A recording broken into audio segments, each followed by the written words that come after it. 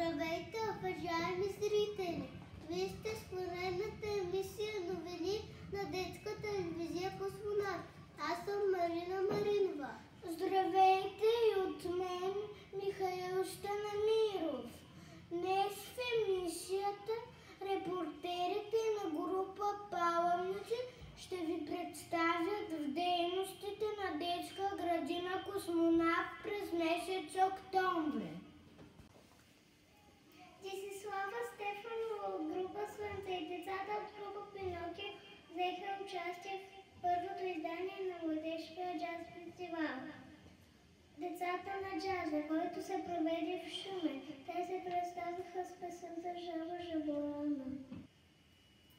Децата с групите Пинокио, Слънце и Мики Маус се включиха в дейност еко-ориентиране в градска среда, придружени от своите родители. Началната точка на това приключение бе дворът на детската градина, а крайната точка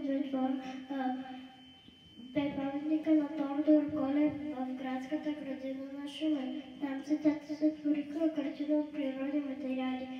Дейностите са по проект "Защитете нашата планета" по програма Еразъм Плюс. Благотворителната кампания "Капачки на бъдеще" и тази година беше успешна в детска градина Космонавт с помощта на всички деца и родители и учители, които се включиха в нея. Благодарим ви! Деца, родители, учители се включиха в традиционната кампания на детска градина Космонавт. Заедно можем повече за освежаване и обновяване на доволните пространства. Детското заведение, учители и родители винаги са били партньори на децата. На 13 октомври детска градина Космонавт обеляза градина на Еразъм Плюс. Ето защо децата от всички групи в детската градина облякоха дрехите на своите родители и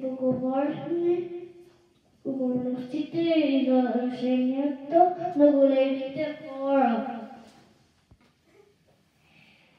Еко-игри проведоха деца и родители от група Слънце, заедно с експертите Ден Серов и Боведен Димитрова от регионалната дирекция по горите в Шумен. Бъдещите първокласници демонстрираха съвместни познания и помагаха на своите родители в игрите. Еко-игрите са част от дейностите по международния проект "Защитете нашата планета" по програма Еразъм Плюс, по който работи детската градина. На 14 октомври деца, родители и учители от група Калинка посетиха аквариум и зоопарк в град Варна. Те се запознаха с част обитатели на Черно море, научиха повече за техния начин на живота и колко е важно да пазим чисто морето.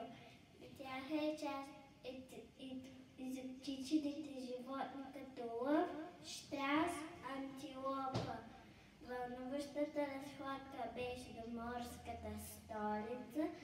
Започна с едно интересно пътуване за Варна и по-голямата част от децата беше първото в живота. Флашмоб организира екипът на детска градина Космонавт. Събитието се проведе на 19 октомври пред театър Васил Друмев. Датата не е избрана случайно.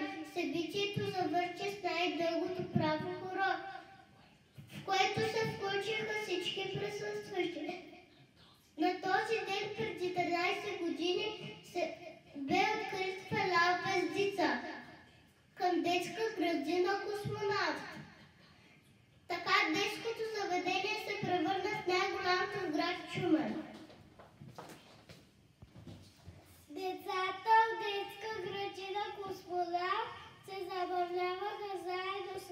Печо, Зайо, Лиса и есента, двора на детското заведение, принцеса Есени беше подготвила много задачки и закачки.